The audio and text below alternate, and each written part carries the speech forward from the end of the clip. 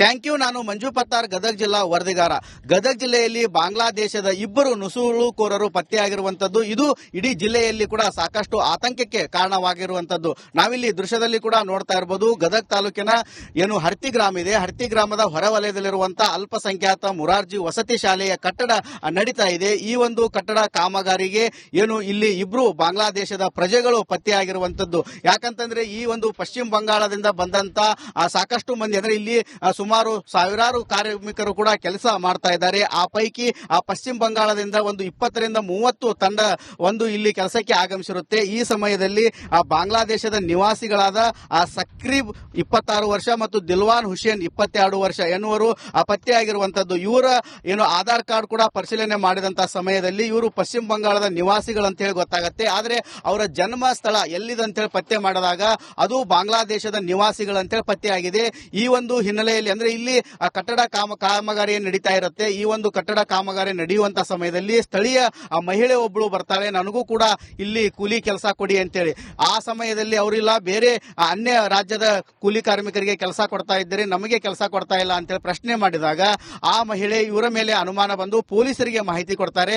ಗದಗ ಗ್ರಾಮೀಣ ಪೊಲೀಸರು ಬಂದು ಇಲ್ಲಿ ಪರಿಶೀಲನೆ ಮಾಡ್ತಾರೆ. ಆ ಸಮಯದಲ್ಲಿ ಪಶ್ಚಿಮ ಬಂಗಾಳ ಆಗಿರ್ಬೋದು, ರಾಜಸ್ಥಾನ ಆಗಿರ್ಬೋದು, ಬಿಹಾರ ಆಗಿರ್ಬೋದು, ಈ ರೀತಿ ಬೇರೆ ಬೇರೆ ರಾಜ್ಯಗಳಿಂದ ಬಂದಂತ ಕೂಲಿ ಕಾರ್ಮಿಕರು ಇಲ್ಲಿ ಕೆಲಸ ಮಾಡ್ತಾ ಇದ್ದಾರೆ. ಆ ಸಮಯದಲ್ಲಿ ಪರಿಶೀಲನೆ ಮಾಡಿದಂತ ಸಮಯದಲ್ಲಿ ಇಬ್ರು ಬಾಂಗ್ಲಾದೇಶದ ಪ್ರಜೆಗಳು ಪತ್ತೆಯಾಗಿರುವಂತದ್ದು. ಇವಾಗ ಗದಗ ಗ್ರಾಮೀಣ ಪೊಲೀಸರು ಕೂಡ ಸಂಪೂರ್ಣವಾಗಿ ತನಿಖೆ ನಡೆಸ್ತಾ ಇದ್ದಾರೆ. ಇವರು ಏನು ಪಶ್ಚಿಮ ಬಂಗಾಳ ಚುನಾವಣೆ ಇತ್ತು, ಆ ಚುನಾವಣೆ ಮುಗಿದ ನಂತರ ಅಲ್ಲಿ ಏನು ಬಾಂಗ್ಲಾ ವಲಸಿಗರಿದ್ರು ಅವರನ್ನು ತಮ್ಮ ದೇಶಕ್ಕೆ ಕಳಿಸುವಂತ ಕೆಲಸ ಆಗ್ತಾ ಇತ್ತು. ಆ ಸಮಯದಲ್ಲಿ ಇವರು ದೇಶದ ನಾನಾ ಭಾಗಗಳಲ್ಲಿ ಕೂಡ ಸಾಕಷ್ಟು ಏನು ಬಾಂಗ್ಲಾದೇಶದ ನಿವಾಸಿಗಳು ಹೋಗಿದ್ರು. ಅದೇ ರೀತಿಯಾಗಿ ಗದಗ ಜಿಲ್ಲೆ ಹರ್ತಿ ಗ್ರಾಮದ ಹೊರವಲಯದಲ್ಲಿ ನಡೆಯುತ್ತಿರುವಂತಹ ಈ ಕಟ್ಟಡ ಕಾಮಗಾರಿಯಲ್ಲಿ ಕೂಡ ಇಬ್ರು ಬಾಂಗ್ಲಾ ವಲಸಿಗರು ಪತ್ತೆಯಾಗಿರುವಂತದ್ದು. ಯಾಕಂತಂದ್ರೆ ಇವರು ಬೇರೆ ಬೇರೆ ರಾಜ್ಯ ಸೇರಿದಂತೆ ಕರ್ನಾಟಕದಲ್ಲಿ ಕೂಡ ಮಂಗಳೂರು ಆಗಿರ್ಬೋದು, ಗಂಗಾವತಿ ಆಗಿರ್ಬೋದು, ಹೀಗೆ ಏನು ಎಲ್ಲಿ ಕಟ್ಟಡ ಕಾಮಗಾರಿಗಳು ನಡೀತಾ ಇರ್ತವೆ ಅಂತ ಸ್ಥಳಕ್ಕೆ ಹೋಗಿ ಕೆಲಸ ಮಾಡ್ತಾ ಇದ್ರು. ಇವಾಗ ಇಬ್ರು ಪತ್ತೆಯಾಗಿರುವುದರಿಂದ ಇವರನ್ನು ವಶಕ್ಕೆ ಪಡೆದುಕೊಂಡಿದ್ದಾರೆ. ಇವರನ್ನು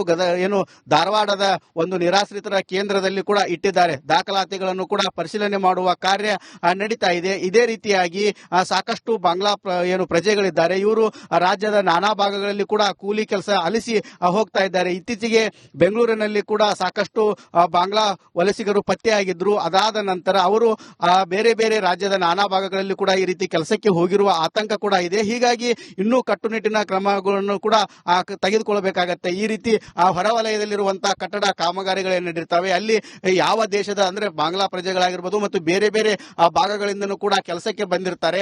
ಅಂತವರ ಮೇಲೇನು ಕೂಡ ಪೊಲೀಸ್ ಇಲಾಖೆ ಹದ್ದಿನ ಕಣ್ಣಿಡುವಂತಹ ಕೆಲಸ ಮಾಡಬೇಕಾಗಿದೆ.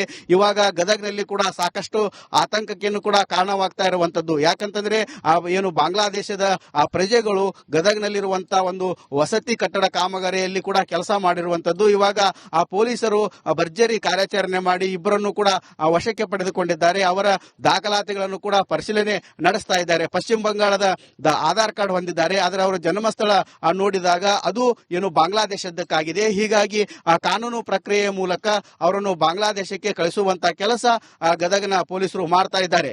ಇದಷ್ಟು ಇಲ್ಲಿನ ಸುದ್ದಿ. ಮುಂದಿನ ಸುದ್ದಿಯನ್ನು ನನ್ನ ಸಹೋದ್ಯೋಗಿ ಕೊಡ್ತಾರೆ. Over to you.